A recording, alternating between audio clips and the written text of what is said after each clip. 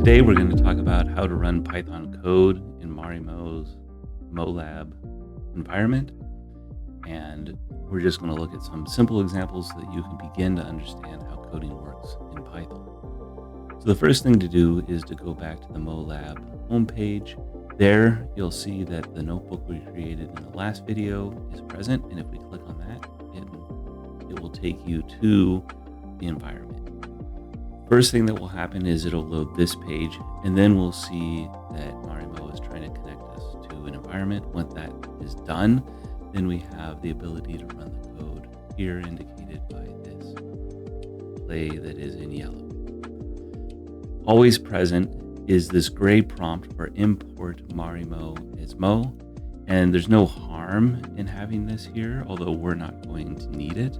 So if you don't want to use it, you don't have to do anything. If you do want to load it, you just tab over and it will autocomplete. Again, it doesn't really matter, but I'm going to just not use it for now. All right, so let's think about Python code and what it means to run Python code. And what is it? At its heart, a computer is really just some sort of fancy calculator. It's always operating on numbers, and then it uses those numbers to ultimately display everything that you see on the screen in front of you. And what that means then is that we might expect that we can do math with anything like code. And that's true. So something that is as straightforward as, let's say, 2 plus 3, if I run this by pressing the run button, then I get 5, which is exactly what I would expect.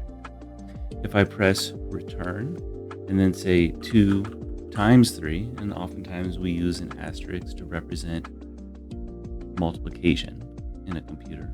If I run this, then I expect to get 6. So let's see what happens. What I'm going to show you though is if I hover over this, you can see that now there's this helper tool that popped up that said run is control enter. So rather than clicking this button, I'm going to hold down control and press enter, and you'll see that the output up here is now updated to be 6. Multiplication is not the only thing we can do. So if I say 2 divided by 3, what you'll see is that I have 0.66666. So if you remember from math, this will just repeat forever. And on a calculator, this would of course eventually end because you would run out of space. It's not quite the same thing in Python, but we can think of it as basically the same idea. There's only so many digits that we're going to be displaying, and so these are they. Now, besides addition and multiplication and division and of course subtraction, we have other operations that we like to do in math. For instance, exponentiation. So what if I had 2 raised to the third, which I would expect to give us 8? Now, in Excel, you might be used to using the up caret for exponentiation, but in Python, it's going to be just a double asterisk. So 2 double asterisks 3, if I hit control enter, will give me 8 as I expect. So this is the basics of running code. Now, numbers are only one part of what we want to do. We're also going to want to show text when we're working with code quite often. And so to do that, to represent text, we can't just write out what we want. For instance, if I said, hi there, and try to run this, I will get an error. And the reason is that we didn't tell Python that we wanted this to be text. The way you do that is you take what you want to be text and you place it either between double quotes or single quotes. Either one is fine, as long as it begins and ends in the same way. And now if I run this, I'll get hi there back. And I know that Python thinks this is text because it's placed it between these 2 single quotes. Now, the technical name for this is a string. So now we have 2 sort of data types. A string, which is how Python represents text, and then these numbers. There's different kinds of numbers, but we're not going to have to worry about that in this particular course. So we'll just refer to them as numbers. Now there are also other data types or other types of things that are represented inside of Python. And one of them that will be useful for us is a comment. And the way that you can create a comment is that you would use the pound sign or the hashtag or octothorpe or whatever you like to call it, and then right after that, like this is a string. And now when I run this, you'll see that this is a string, was not produced as an output. So I can say, hello, this is another string. And now the output has been updated to hello, and we have the comment that did not show up. Okay, another thing that we can think about is every time that I ran this particular cell, I just outputted what was on the last line. That may not be how we always want to run things. It might be nice to have some of these values output even though they weren't on the last line. The way you can do this is to introduce what we call functions in Python. And functions are basically a set of instructions that tell Python what to do with a value that we give to it. And the value or values are going to be enclosed in parentheses, and we're going to give the function a name. And so to get something to display, we can use print.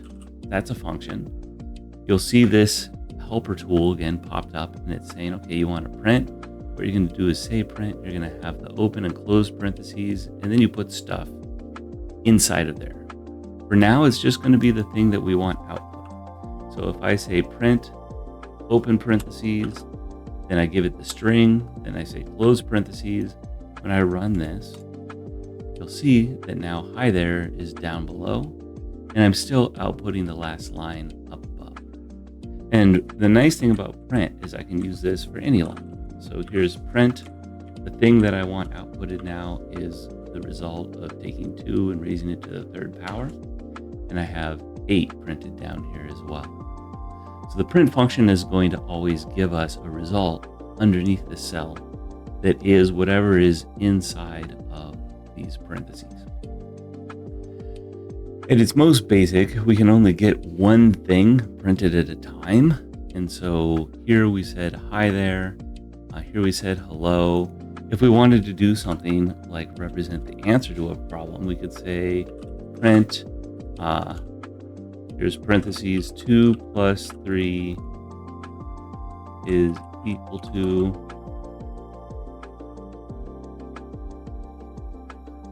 and then this, and maybe we could say print 2 plus 3, I know is 5. Now when I hit enter, I'll have 2 plus 3 is equal to 5.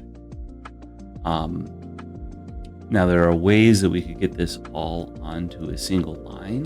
For instance, I can bring together a number of things that I want printed out, spaced like this, and now we'll see that that has added a 5 after, as long as I connect everything I want printed together with a comma, I can do this.